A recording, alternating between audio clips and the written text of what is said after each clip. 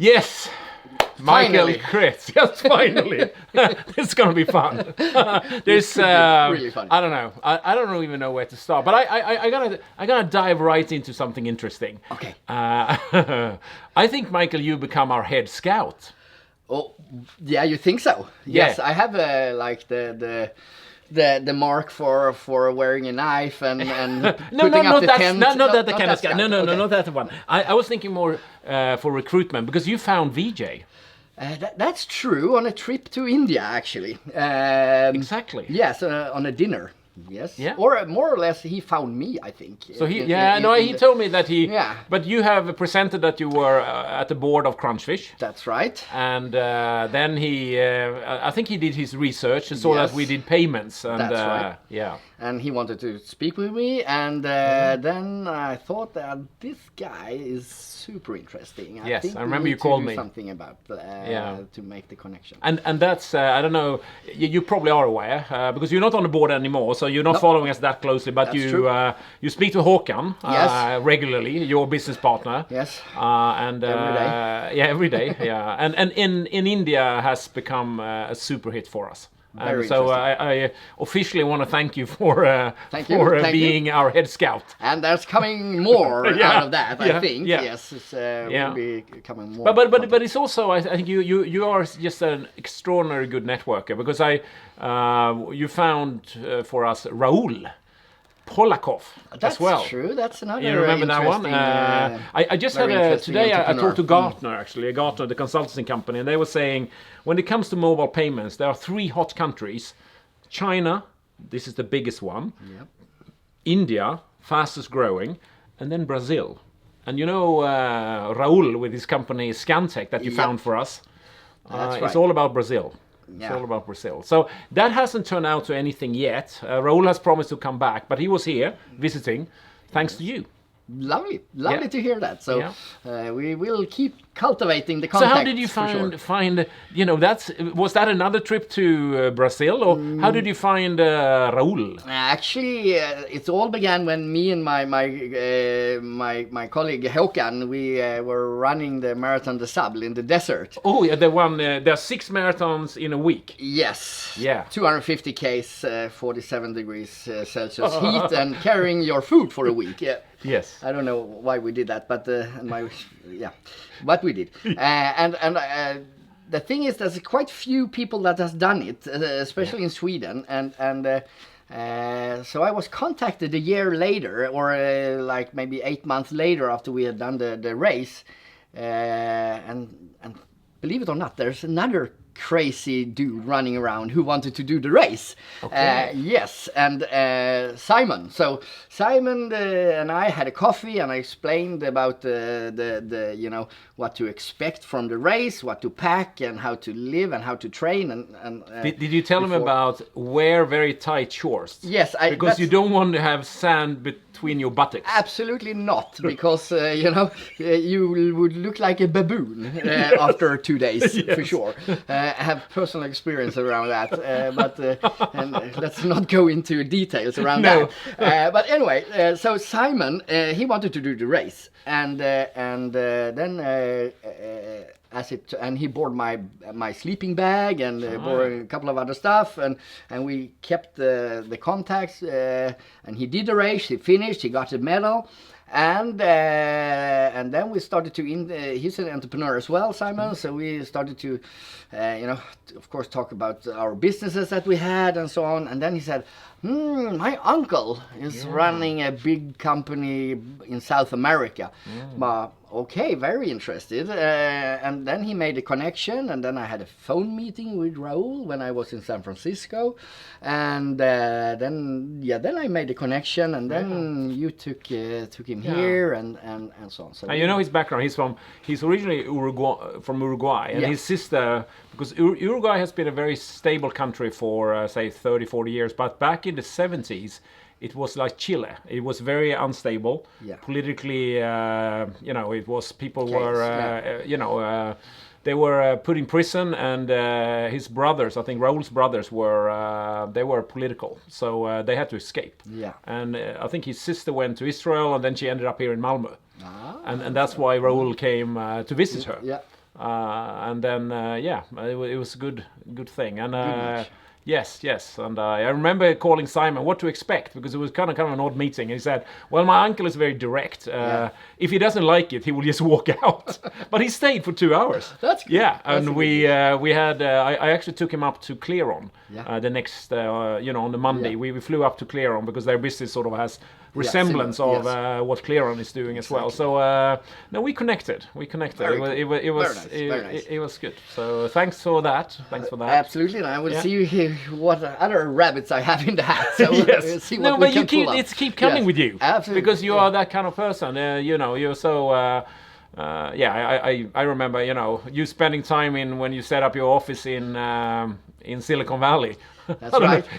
I don't know. You had 40 meetings a day. That was insane, actually. Yes, and, I remember that experience. Yes, and my wife and kids, they were thinking, okay, now we're going to Silicon Valley, living in Palo Alto. It's going to be nice, and but they never saw you. No, actually, the first meeting was on a Saturday. We arrived Friday, and then we had no food in the refrigerator. And then, Saturday, I get the text message because I was hunting around for some meeting, some contact, some meeting, and then it came like, "Yes, welcome to my place in 2 hours for a glass of wine." And I was like on the playground with my kids and my wife, because it was Saturday, of course. And then sorry, darling, I need to go on this meeting now. Yeah. So but she's strong and supported me during that time. So now we have a thriving business in San Francisco. Yeah. How big? How many people? Because you run an IT consultancy business. Yes. So how many people do you have right now over in Silicon Valley? In Silicon Valley, we have around 20 people right now. In consulting total. for Facebook and other companies. So you have some cool accounts. Yeah, we have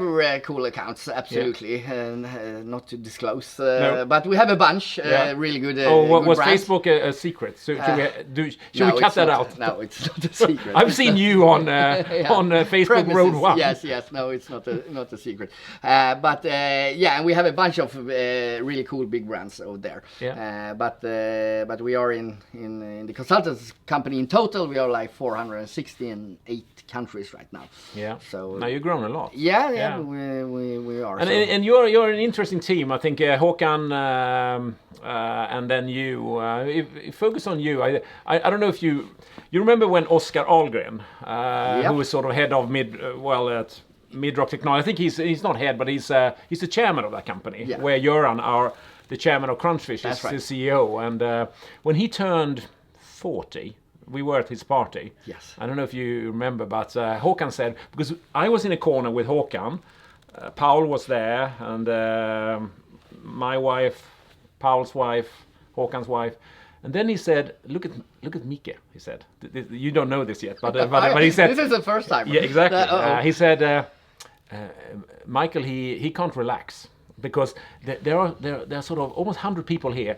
And Michael doesn't know everybody, so look at him. He has to go around, Mikael Kretz, and say hello, because so he doesn't miss anybody. Yeah, that's true. It could be a missed opportunity. Yes, exactly. And we were and Håkan said, just look at Michael. Right now he feels inner stress. He has to say hello to everybody. And it's the same thing at the daycare center when I leave my daughter there. Yes. I have to say hi to all the little ones. You never know what they become when they grow old. No, exactly. No, but it's good. Very important. Yeah. Have you always had that social skill? Nah. Or is that, was that since birth, or is this something you have learned in order to be a better entrepreneur? I think I have learned it on the way, but I remember when I got the first advice. Actually, it was my brother that gave me the advice when I started university. He said I was like, okay, I have to study really hard and do this and this, and then he said, no, pass the exams, but do networking. You need to get to know people. Because they are going to be out there later. In the where did you go to school? In Lund. Lund. Yeah. Yes, in the university. Yeah. And so you have a lot of contacts from there, and then of course. But you kept the advice, kept the advice, and it's good to know people, because I think there's a mathematical algorithm around that. If you know like 8 people, then like in 8 steps you know everybody in the world, or at least you have a connection to everybody in the world. So it's a small world actually. It's keep working on that networking. So actually I this is way back for me. I worked in Kuala Lumpur, had to go home for a meeting, worked at Ericsson at that time, on a Friday. And I could technically fly back on the evening. Yeah. But if you fly from Malaysia for 14 hours, it's not the thing you want to do to, in the evening, fly back again, 14 other hours. No. So I actually took up a course. It was learn how to do massage. Ah. And it was kind of an odd course. Yeah. And there was one girl there at the Sunday, it was just a weekend course, and she said, have you heard about the new book in the New Age? And I was with Ericsson at that time, that was, suit and stuff. Yes. And I remember I answered her, so I said to her, which one? Completely knowing that I had no idea of any book in the New Age area. And she said it was a book called The Celestine Prophecy. A very interesting book. It's an American, almost like Indiana Jones, goes to the jungle of South America to find some ancient wisdom. And you have to find that there are 9 wisdoms. You should take them one at a time. And one wisdom was that if you look back on your life, you can always find those people that you met, and unless you had met that person, that wouldn't have happened. And then, so you find those things if you look back. Yes. And if you really believe that it is meeting people that have the opportunity to change your life, it is actually quite important to meet people. Absolutely. Because these are the ones that gives you opportunities to And another insight was, every single person you meet have a message for you. That's kind of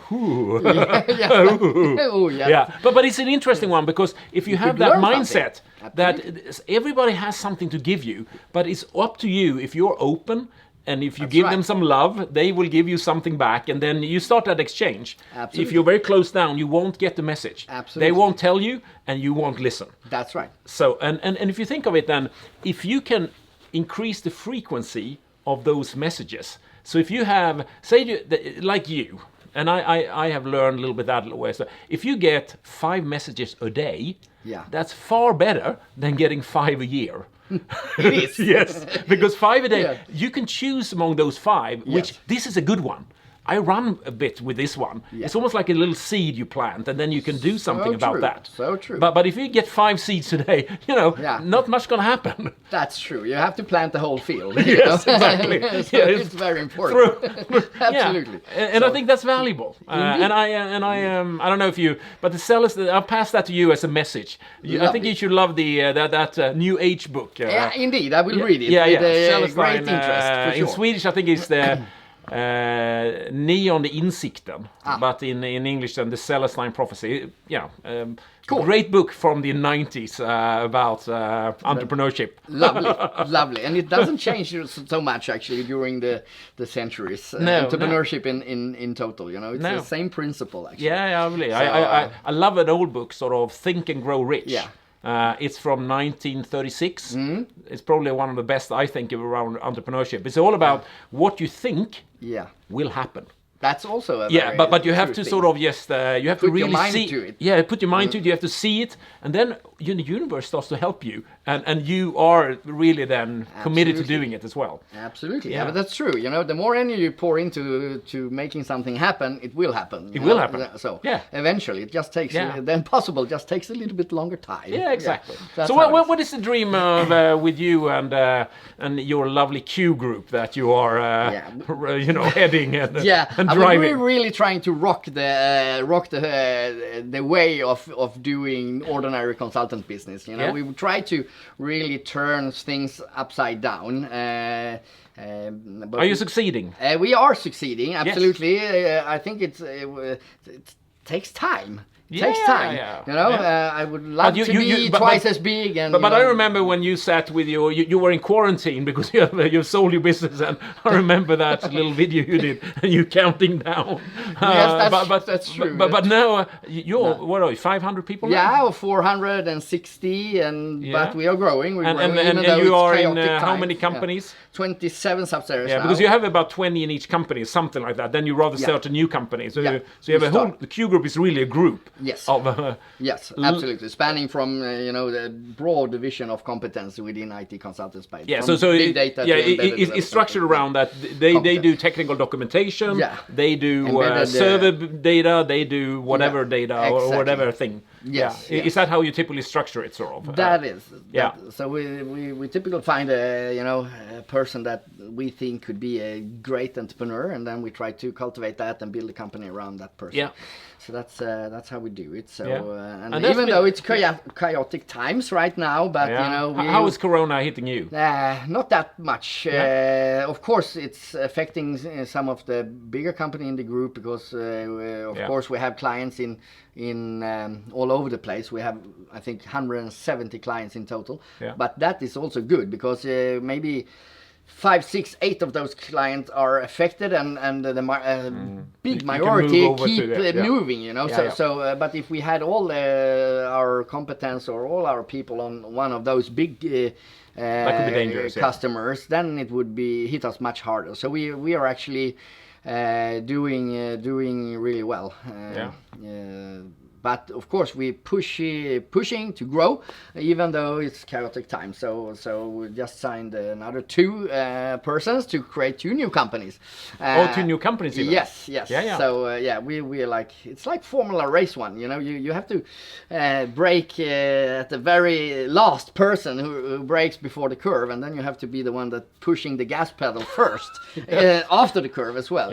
Then you win the race. So we believe in energy. It will solve a lot of problems. No, there's certainly a lot of energy, which is great. And you've been with Crunchfish for almost since the start, because you got involved with your consultancy for Crunchfish back in 2010, 2011. Yeah, in the very beginning actually, and helped Crunchfish, and we also put in some money in the company from the very, very beginning. Yeah, and you're still a big shareholder. I think your company is Nitrox is yours, isn't it? And you are, right. I think you're number 6, I think, on the list. Who's number 5? Oh, you're number 5 even? No, but... Who's number 5? Who do you have to pass? Exactly. I think, 5 would be Coeli, our only fund. But they are increasing. I know they're almost soon 1 million shares. So you have to keep buying them. I have to. We talk about this afterwards. You're getting close to 700,000 shares. Yes, that's true. Which is a sizable amount. Yep, that's right. And I think you have Håkan. I passed him. Yeah, I know that.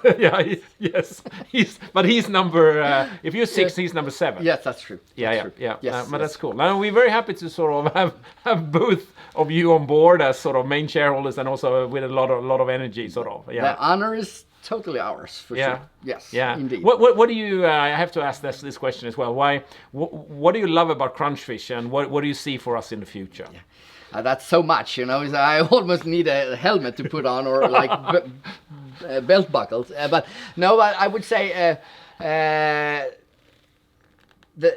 really interesting stuff with Crunchfish is that it's so diverse. There's so many technologies on in the back end, that we could venture out to a lot of different areas in the world in terms of technology. So we are not only a company having one technology that we need to push out to the world. We have so many different way to move, which I love. We are not cornered, so to speak. The whole world is open to move. Did you hear the latest sort of that I sent on Friday? We put out a press release on that a bubble that can support COVID-19 contact tracing. Lovely. And I sent an email to I don't know if that's your friends, Sundar and Tim. Not yet, but yeah, but it was kind of cool to write them, Dear Sundar and Tim. And then Paul put in this, as you may be aware, Crunchfish has been working with this since 2014. But it's true. It's true. It's That's true. so it's all too. about opening up the eyes from other businesses that see that, okay, Crunchfish having not one gem, but they have a pirate chest of a lot of different technologies that could be pulled up and used in different applications, actually. Yeah. So that's one thing that I think is super strong with the company, and that we are agile and we could take a decision on 30 seconds and move on one direction or another. So that is a strength. It's a big strength. And of course, it's super interested to be involved closely with a company like that and see where it could take us, actually. So yeah, I'm really looking forward to the next couple of years here. Yeah, and see what's happening. Yeah, no, and it looks promising right now. I think we found a. I think we find a space. I think we've been betting on the future, but sometimes the future has been a bit into the future. Yeah. But right now, I think with mobile payments, I think we're sitting with something which is just hitting off right now. Absolutely. And I think we do have certainly with the when we broadened, we had Blipit. Yeah. But when we went to India, we found that it was only 2 million out of the 60 million merchants who had connected cash registers. Yeah. So we needed something else. Yeah. But then we came up with a bubble. Yeah. And then we realized also, Vijay was saying to us, the biggest problem we have in India is that our internet connection are poor. Yeah. So we came up with offline. So let's just do an offline sort of type of payment, which is, I think, is a huge innovation in the world. I think that could, it will help us in India, but potentially it could be something for the whole world, because every single digital payment, it's all about, you have to always look somewhere in the cloud at the bank account. Is there enough money? Yes. That's the same for cards, it's the same for real-time payments. But what we do is that, well, you don't have to do that. Because if you have basically your purse locally, you can just check there. Yes. And that verification is so much quicker. And it opens up, you can be anonymous with your payments, and you don't have to have connection. So if that is a problem, it still works. Yeah, it's the next level of payments. So yeah, for sure. I think it's going to be quite interesting if we can. I think that's I look forward to roll that out and see how that hits the market. Absolutely, it's going to be awesome. Yeah, for sure. Yeah. No, Mikael, thank you so much for sort of just fantastic work over the years and all. I could have spent the whole interview on crazy stories from all our journeys, but it might be a sequel. It might be Mikael 7. Or Slavis has asked for a rerun as well, because I have more. She said I have more to say. Exactly. And I think this might be a sequel on this one as well. I think we can take out some road stories. But thank you so much, Mikael, for all the fun and the friendship. And let's just keep going. This is going to be interesting. Same to you. Thank you so much, Joachim. Thank you. Thank you.